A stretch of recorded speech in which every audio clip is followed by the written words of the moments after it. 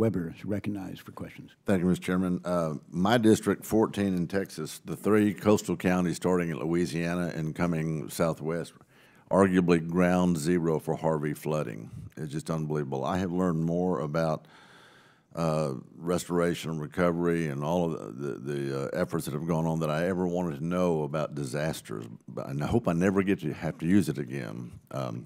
So with that as a backdrop, Beaumont lost water because their electrical boxes lost their city water system because their electric boxes went underwater, and a lot of the infrastructure there, had it been raised above ground 6, 8, 10 feet or more, could have been protected. We're talking about infrastructure.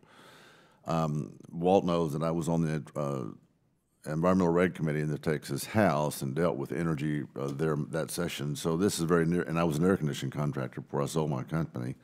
So this is very near and dear to my heart. The great discussion. A couple of things I did want to follow up on. The chairman from California, Mr. Rohrbacher, talked about EMPs and SMRs.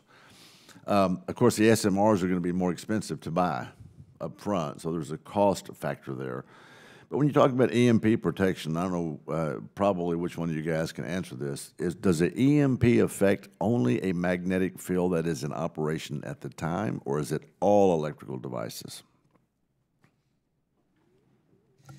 Again, it's not my area of expertise, but I believe it'll affect all because it's going to create currents that will tend to overheat and cause issues in various electrical devices. But again, I'm not an expert in this area. So that is to suppose that a jet engine in an energy plant built by GE or whoever, this turbine that's not spinning, in other words, if we had redundancy, if we had a plant sitting there that wasn't operating, wasn't active, EMP, solar flare, choose whatever method you want, you're thinking that that would destroy the windings in that engine. Dr. Sanders? So once again, not being an expert, but talking with experts about this, my understanding is potentially yes, if they are connected to the grid in a way that that current can get to them.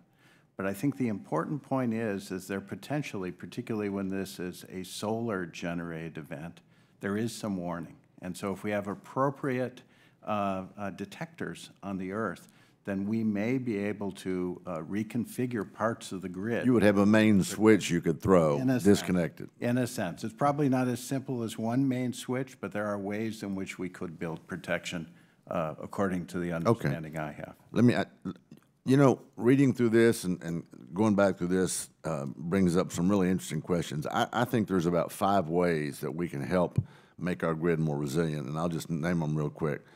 We need to have portable deployable assets. We talked about SMRs. We talked about other systems. Mr. Dillingham, you called it a microgrid of sorts, I guess. I don't know how you have a natural gas pipeline that's capable of running that kind of facility. High-pressure pipeline, that's one of the challenges. You have to have pre-approved, in other words, FERC, all of these agencies have to have pre-approved these in the event of an emergency. You have to have multiple assets. You have to have more than one you can bring in. They have to be close. You have to have trained personnel. And I know in ERCOT, Mr. Baum, you and I talked about this, we really have a good, like I said, I've learned more about all of the collaboration that goes on after a disaster. A network of first responders. If you've got pre-approved, if you've got portable assets, if you've got them close by, and you've got a network of trained responders that's cooperating, that will help harden our grid. Now you get to the transportation part, the lines and stuff. Fukushima taught us something over in Japan.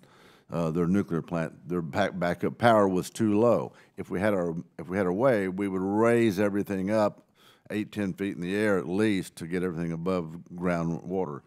Harvey was the single largest flooding event in United States history.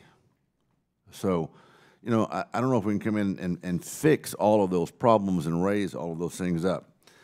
Mr. Baum, I'm going to come to you with a question.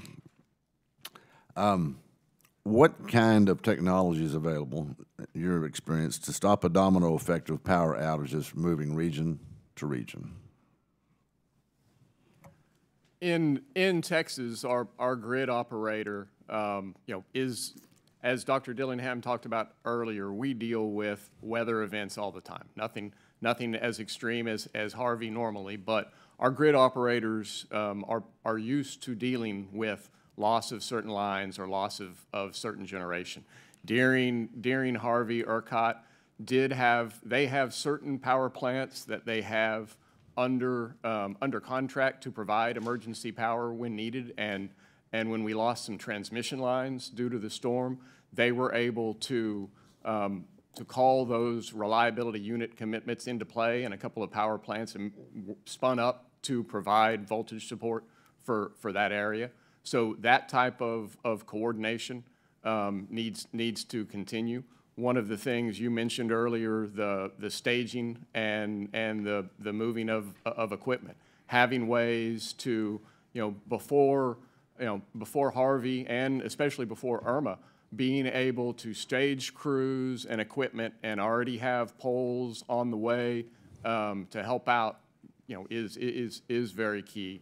And like you said, with the having modular equipment, I mentioned earlier the mobile substations that we were able to bring in and keep power on the grid, and those type of activities need to continue. And it's like you said earlier, design changes do need to happen.